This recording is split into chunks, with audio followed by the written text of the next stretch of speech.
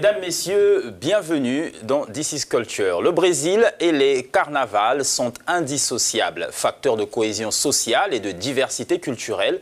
Certains l'utilisent même à des fins thérapeutiques. C'est le cas ici à l'Institut municipal Nise da Silveira, un hôpital psychiatrique de référence à Rio, où il est difficile de faire la différence entre les patients et les autres fêtards en pleine folie du carnaval. Depuis 20 ans, l'Institut ouvre ses portes à de centaines de personnes qui se mêlent aux patients atteints de dépression ou de troubles psychologiques pour prendre part au carnaval. Objectif, créer un cadre festif pour inciter à l'inclusion et la mise en valeur de la diversité. L'activité se déroule à quelques jours du défilé à Rio de Janeiro des écoles de samba.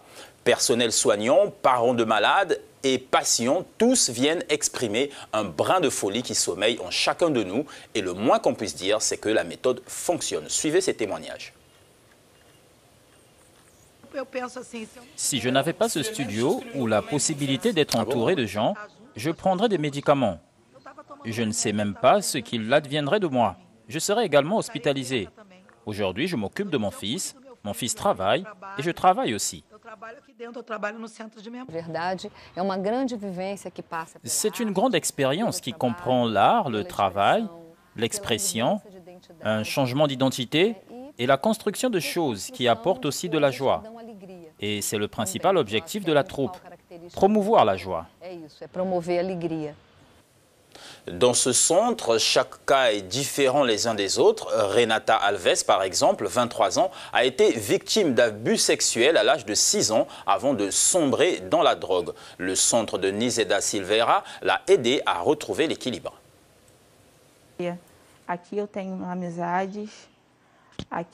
Ici, j'ai des amis. Ici, c'est ma famille. Ici, c'est mon refuge parce que si je me sens mal, je peux venir pour jouer. Si je vais bien, je viens jouer.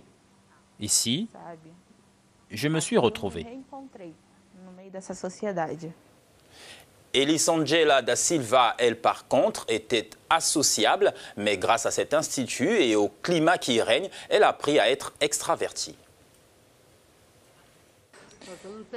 Je n'ai pas de patience. Je veux me montrer rapidement. J'aime en profiter et prendre de l'avance pour parler à tout le monde. J'aime parler aux gens. Les gens viennent me voir. Mais cette méthode d'art-thérapie n'est pas du fait du hasard. Elle a été initiée par la psychiatre Nise da Silveira qui a donné son nom à l'hôpital. Elle qui refusait d'utiliser les pratiques des années 40, notamment la lobotomie ou les électrochocs, préférant à la place l'art plastique ou le chant.